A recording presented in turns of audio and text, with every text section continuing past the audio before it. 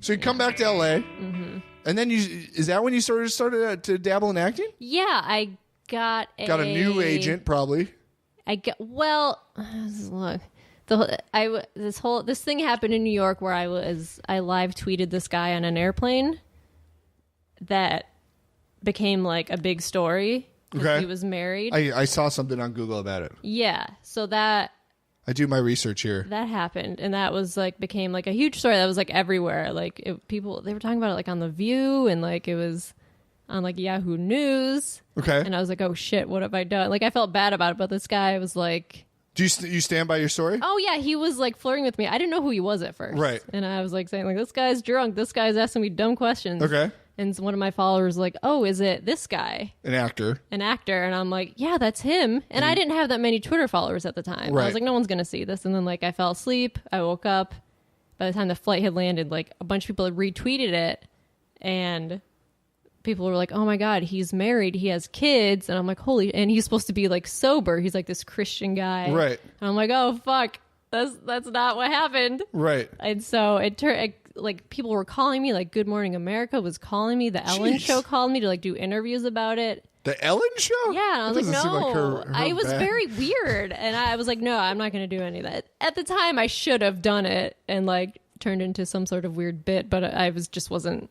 I was like, I don't know. I felt bad, but then like I got all these Twitter followers. So this was on the flight moving back to LA. No, it's just coming up from LA to New York. I was just visiting. Okay, like coming back, and while I was in New York, I'd been writing a blog about modeling. Okay. Like about how shitty modeling is. And like kind of funny, just like making fun of myself. Right. And so, and like it was sort of popular. People were reading it. And after this airplane thing happened, my blog got a lot of views. And so I got like a shit ton more like Twitter followers. And a manager at 3 Arts here contacted me and was like, hey, do you have representation? Because you're really funny. And I was like, no, I don't. That's amazing. And I was planning on moving back to LA at the time.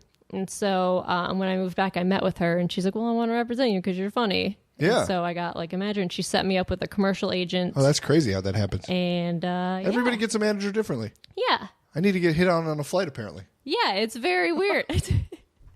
You know, maybe if I sit next to you, I could.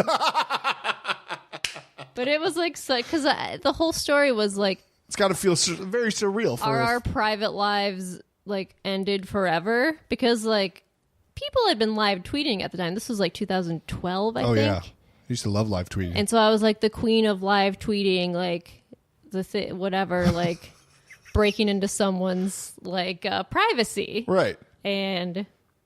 so everyone's like, oh, you like half and half. People were like supportive and the other half were like, fuck you. You shouldn't have done this. You were invading his privacy. And I'm like, sorry, I didn't know he was married. I didn't know he took his wedding ring off. He was just like babbling me like to like a drunk person. I was just annoyed with him. Right.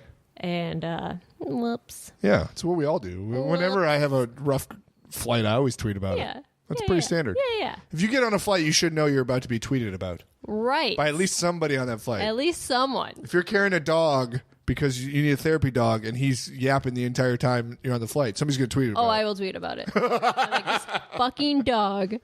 Yeah. The dog needs a therapy dog. So that's interesting. So you get a manager from this whole fiasco that it's probably consumed a few weeks of your life and was probably very stressful at the time. Yeah, my modeling agency in New York was like, Melissa, we have like people calling us asking for like interviews with you. And I'm like, just tell them no.